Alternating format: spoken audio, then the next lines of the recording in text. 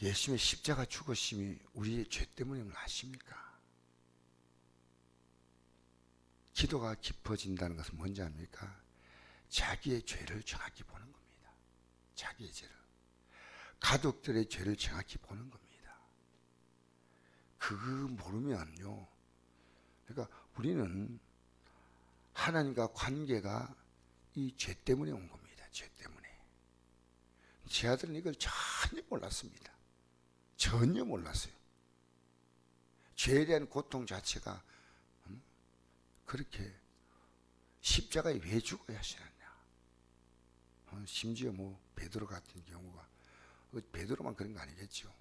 예수님의 십자가 죽으심을 그냥 강력하게 저지했습니다. 왜 죽느냐는 거예요. 여러분, 우린 죄에 대한 심각한 걱정을 해야 됩니다. 죄 때문에 망하는구나. 오늘 우리는요, 삶에 대해 심각하지 죄에 대해 심각하지 않아요.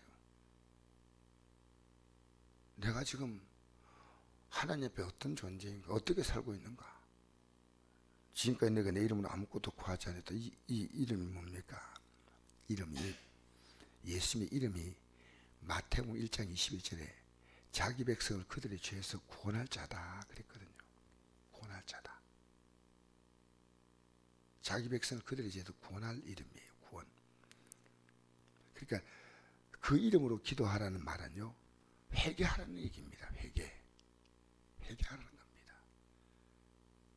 하나님 볼칠 때 정말 내가, 이 성경은요, 죄를 발견한 책입니다. 왜 성경이 영생이냐면요, 이 죄를 발견하고 회개하면 이제 죄 가운데 살지 않는 겁니다. 히브리서 6장에 보면요, 다시 죄를 지으면 하나님의 아들을 다시 십자가에 못 박는다고 했습니다. 우리는 회개적으로 많이 강조하지만 사실 회개를 해야 하는 거 맞지만은 우리는 죄를 짓지 않겠다는데 성경은 더 강조점을 두고 있습니다. 죄 지으면 회개하라. 하나님 우리에게 주신 아름다운 약속이지만 우리는 죄를 안 지으려고 해야 됩니다. 안 지으려고.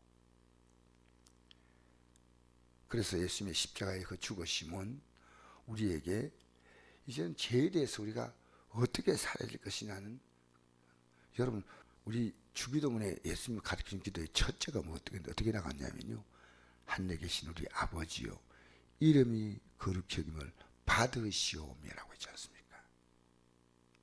내 삶이 주 앞에서 거룩하게 살았다는 것입니다. 그게 우리 기도입니다.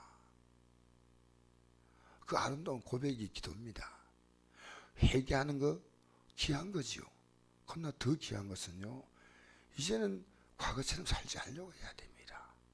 과거처럼 죄 짓고 또 회개하고, 그게 우리의 일상이 돼서는 안 된다는 거죠. 죄에 대해서 몸살이 쳐야 됩니다. 성경 하나하나 보면서. 어제 제가 사랑하라 했는데 어떤 분이 적었더라고요. 목사님 어제 사랑하는 설교했지 않습니까? 사랑하는 설교해. 참 좋은 말씀인데, 그럼 사랑을 해야죠. 사랑을. 회개하는 그 신앙은 성경적으로 볼 때는 초보 신앙입니다. 초보 신앙에서 나가야 돼요. 주의 뜻대로 살아간다 가려는 것이요, 얼마나 힘드냐. 그게 예수님의 십자가예요. 그게 정확한 십자가예요. 주의 뜻대로 살아가려고 하는 거. 그것 때문에 우리는 쉬지 않고 하나님과의 관계 속에서 우리에게 다가오는 수많은 죄 유혹이 있습니다. 그 죄의 유혹과 여러분과 저는 싸워야 합니다. 내 자녀가 이 죄와 싸울 수 있도록, 내 남편이, 내 아내가, 내 사랑 가족들이 이 죄와의 싸움에 승리하도록.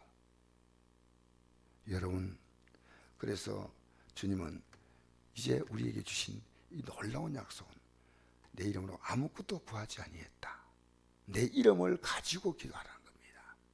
내가 너의 죄를 용서했다. 그러니까 회개하고, 그리고 너희들이 구할 바를 구하고, 모든 문제는요 죄와 세트가 돼서 오는 겁니다. 죄 때문에 오지 않은 문제가 없습니다. 어떤 성경의 문제도 죄 없는데 문제가 올 리가 있겠습니까? 하나님은. 그래서 이 창세기 2장에서 인간은 하나님이 선악과를 주실 때 선악, 선악 그 기준이 뭔지 압니까? 인간이 기준이 되는 것이 선악과 먹는 겁니다. 선악을 알게 한 나무의 실을 먹지 말았지 않습니까? 여러분 우리는 철저히 선은 하나님이셔요. 하나님만이 선이에요. 우리의 어떤 결정도 할 자격이 없습니다.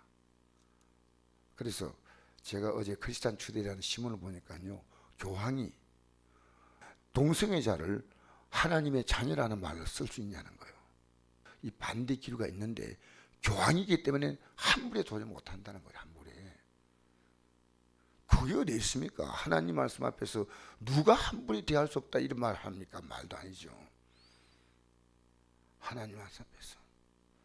저는 우리 교단이요, 성경에 번나가면 저는 그냥 과감하게 딱 위에가 얘기하는 겁니다. 왜?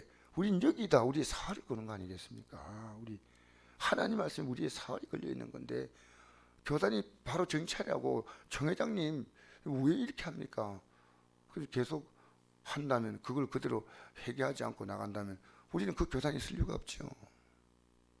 여러분 주님의 십자가의 죽음은 우리 죄 때문이에요. 여러분 주님의 십자가 길을 가는 것은 죄와 싸우는 겁니다. 우리가 앞으로 영원히 살아갈 영광은 우리가 지금 이 죄와 싸우는 이 삶의 의미를요 굉장히 귀하게 여기는 겁니다. 우리 끝까지 믿음으로 승리할 줄 믿습니다. 그래서 죄는요 모양이라도 버려야 돼요. 아예 생각이 들어오면요 딱딱 물리쳐야 돼요. 회개도 못하는 기독교예요.